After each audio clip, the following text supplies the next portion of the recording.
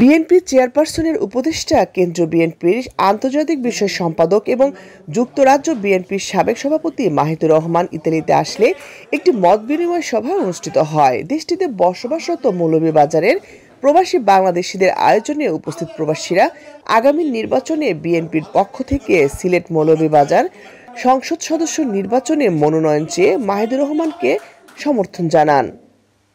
আমার একজন মৌলভীবাজারের সন্তান হিসেবে বলতেছি, আমাদের একজন নেতা মাহিদুর রহমান সাহেবকে আমরা আপনার 300 আসনে একটা এমপি আপনাদেরকে আমরা উপহার দিব। মৌলভীবাজারের মানুষ প্রতিটা কোনায় কোনায় মাহিদ ভাইকে যে সম্মান দিয়েছে, মাহিদ ভাইকে দেখার জন্য, মাহিদ ভাইয়ের অনুষ্ঠানে প্রেজেন্ট করার জন্য ঝাঁপিয়ে পড়েছিল। আমি তাদেরকে এখন থেকেই আহ্বান করবো, আপনারা এখন থেকে যদি আসন থেকে নমিনেশন পাবেন সেখানে আজকে থেকে আপনারা প্রচার করতে। আগামী দিনে সিলেট মৌলভীবাজার আসনের এমপি প্রার্থী হিসাবে মনোনয়ন পাবেন আমি আশা করি। আমরা চাইবো এখন মৌলভীবাজারকে সুন্দর একটা মডেল মৌলভীবাজার দেখতে।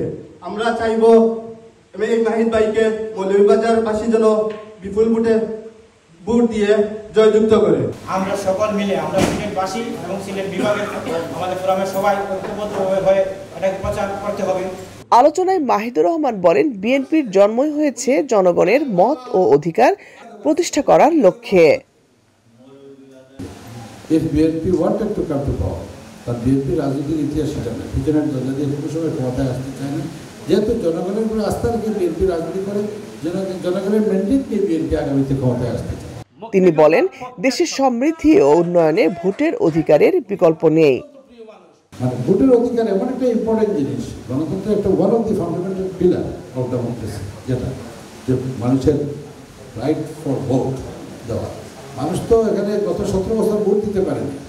এই রাষ্ট্রের মালিক হলো বাংলাদেশের জনগণ, কিন্তু তারা তাদের রাষ্ট্রের পরিচালনা কাকে তারা দিবে সেই নির্বাচন করে বা সেই মতামত দেওয়ার তাদের কোনো সুযোগ ছিল। দলের মনোনয়ন পেলে দেশ ও জনগণের সেবা করার দৃঢ় প্রত্যয় ব্যক্ত করেন তিনি। এই সময় ইতালি বিএনপি, নবনির্বাচিত যুবদল এবং অন্যান্য অঙ্গ ও সহযোগী সংগঠনের নেতাকর্মীরা উপস্থিত ছিলেন। লাবণ্য চৌধুরী, একাত্তর।